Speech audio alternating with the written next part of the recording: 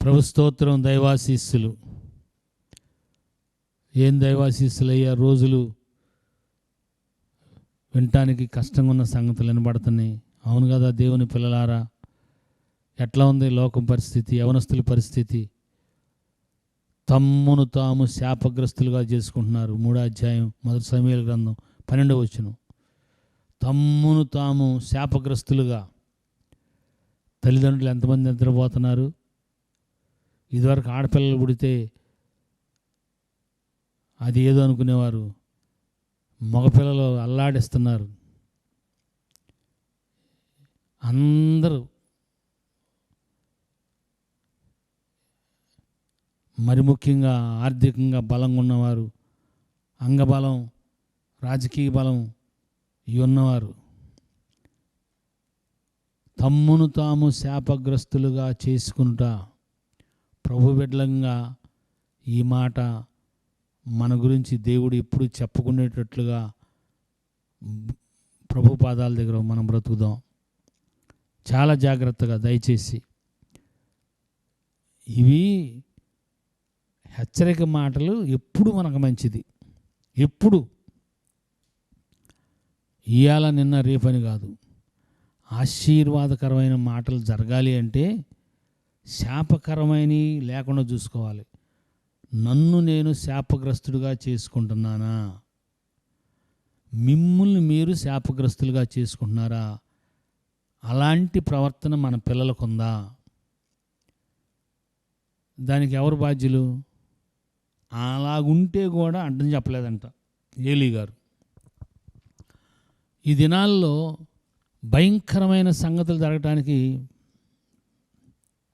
యవనస్తులైన పిల్లలు తమ్మును తాము శాపగ్రస్తులుగా చేసుకుంటున్నా కానీ తల్లిదండ్రులు వింటూ కూడా చూస్తూ కూడా అడ్డం చెప్పలేని స్థితి ఉందా లేదా? మీరు బాగా దయచేసి బాగా ఎవరికి వారు యథార్థంగా దేవునితో మాట్లాడదాం.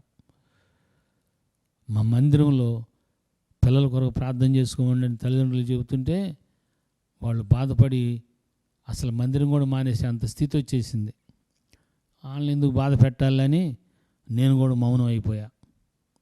ఎందుకంటే పిల్లలంటే అంత ప్రేమగా ఉంటున్నారు. వాళ్ళ పిల్లల్ని ఏమన్నా కానీ ఒప్పుకునే స్థితిలో లేరు. వాళ్ళు ఎట్టన్నా ఉండని వారిని వారు శాపగ్రస్తులుగా చేసుకుంటున్నారని గ్రహించుకోలేనంత గుడ్డితనంలో తల్లిదండ్రులకు అభిషేకం ఉంది. అపవాది అభిషేకించాడు.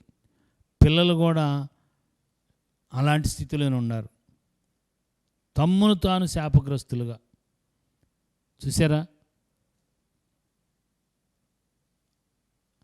ఎవడు దీనుడై విరిగి నలిగిన మనసు గలవాడు ఉంటాడో యెహోవా వాడిని లక్ష్య పెడుతున్నాడు. మనల్ని మనం శాపగ్రస్తులు చేసుకుంటే ఈ శాపం దేవుని వల్ల వచ్చిందని అపవాది బోధిస్తాడు. వాడు అబద్ధీకుడు, అబద్ధాలకు జనకుడు. పచ్చి అబద్ధాలు నోరు తెరిస్తే పచ్చి అబద్ధాలు. నోరు తెరిస్తే అండి, నోరు పుట్టక ముందు నుంచి జరిగిన సంగతులు కూడా నాలో నుంచే వస్తున్నాయి. నేనే చేశా, వాటిని నేనే కనిపెట్టా, ఇవన్నీ నేనే. పచ్చి అబద్ధాలు అన్నమాట. అసలు అబద్ధాలకు జనకుడైన సాతాను కూడా అలాంటి అబద్ధాలు చెబుతాడు చెప్పడం నాకు అనుమానం. అలాంటి అబద్ధీకులు ఉన్న కాలంలో మనం ఉన్నాం. అసలు ఏమి సిగ్గుపడాలి, వినేవాళ్ళే సిగ్గుపడుతున్నారు. పచ్చి అబద్ధాలు. అలాంటి అబద్ధంతో మనల్ని అపవాది ముంచేసాడు. బిడ్డలు తమను తాను అపవిత్రపరుచుకుంటున్నారు, శాపగ్రస్తులు చేసుకుంటున్నారని అర్థం కాకుండా తల్లిదండ్రులు మనకు ముసుగేసాడు. మనం గుడ్డోళ్ళం అయిపోయాం. ఏం మాట్లాడలేకుండా వాయిస్లెస్ అయిపోయింది. నోరు పడిపోయింది, నాలుగు పడిపోయింది, చూపు పడిపోయింది. అయ్యో ఎంత ప్రమాదం దేవుని పిల్లలారా. మరి ఆ శాపం నుంచి విడుదల పొందాలంటే మన కొరకు శాపగ్రాహిగా మ్రానున వేలాడతీయబడిన యేసయ్యని నమ్మాలి.